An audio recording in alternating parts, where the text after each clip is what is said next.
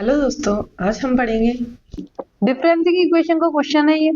इसके अंदर सबसे पहले हम देखेंगे डिफरेंशियल इक्वेशन को। हमें क्या दे रखा है? Given equation yt is equals to -1.2 yt is then rearrange किया हमने इसको। तो ये जो 1.2 yt है इसको हमने उस साइड भेज दिया तो पॉजिटिव हो जाएगा, तो हमारी वैल्यू क्या आ जाएगी yt plus 1 is equals to 1.2 yt। ठीक है, it is a first order linear homogeneous differentiation equation. ये क्या है? एक फर्स्ट ऑर्डर लीनियर और होमोजीनियस डिफरेंस इक्वेशन है जो हमें मिली है। Each new term is obtained by multiplying the previous term by 1.2। तो जो हर एक टर्म है इसके अंदर हम एक चीज ऑब्जर्व करिए, जैसे कि ये जो हमें दे रखा है जो वाई टी प्लस वन जो हमें दे रखा है उसकी वैल्यू हमें इसके बराबर पुट कर दी।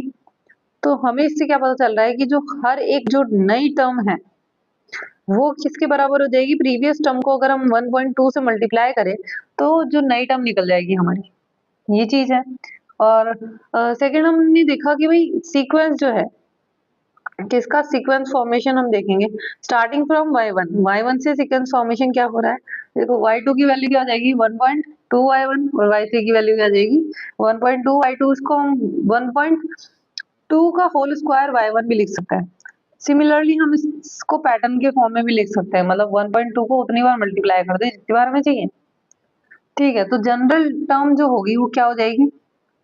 yt की जो जनरल टर्म होगी वो होगी 1.2 t माइनस 1 y1। इस तरीके से रिक्वायर्ड एक्सप्रेशन जो है वो यही है।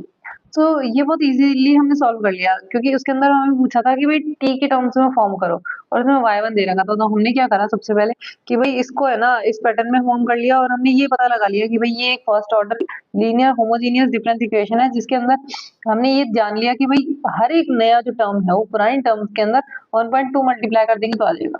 इससे हमने कुछ जो सीक्वेंस देख लिया, सीक्वेंस फॉर्म कर लिया, और सीक्वेंस फॉर्म करने के बाद हमें पता चल गया कि भाई हर किसी को मल्टीप्लाई करें उसके मतलब t-1 से अगर हम ये इसकी पावर करेंगे तो हमें क्या मिल जाएगा? एक जनरल टर्म मिल जाएगी वाई टी के फॉर्मेट में।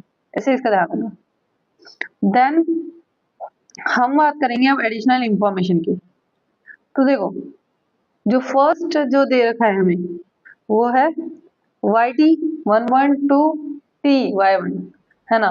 तो ये इसके अंदर जो एक्स्ट्रा पावर दे रखी है 1.2 को, तो ये जो है मतलब t की वैल्यू जब 1 होगी तो हमारे पास क्या आ जाएगा 1.2 y1 आ जाएगा। First term should be y1, और जो फर्स्ट टर्म होनी चाहिए वो क्या होनी चाहिए? y1 होनी चाहिए थी। लेकिन वो क्या हो गई? देखो ये वाला जो ऑप्शन है ये इनकरेक्ट क्यों है? इसका कारण ये है कि अगर हमने इसके अंदर हमें क्या दे रखा है, ये वैल्यू दे रखी है।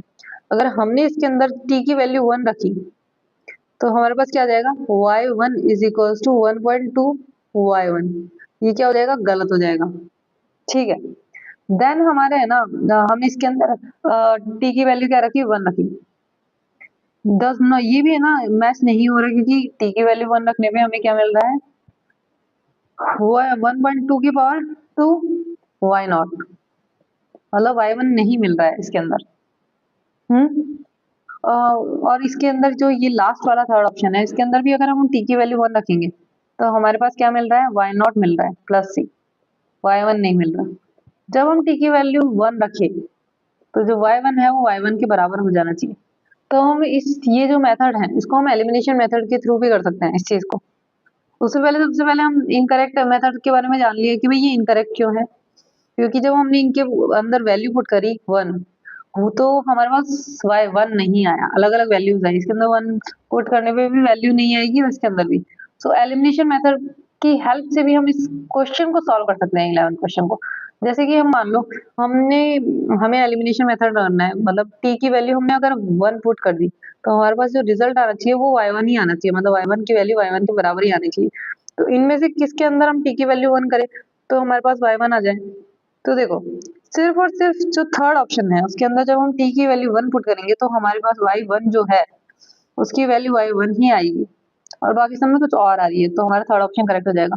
तो जिन स्टूडेंट को ये नहीं भी पता है या ज्यादा दिमाग नहीं लगाना, फटाफट से कुछ सेकंड के अंदर ही इस क्वेश्चन को हम सॉल्व कर सकते हैं। बस पुट करनी है वैल्यू और हमें इसके बराबर फाइंड करनी है, तो जनरल एक्सप्रेशन हमें मिल जाएगा। ये डिटेल एक्सप्लेनेशन था ताकि कंफ्यूज ना हो।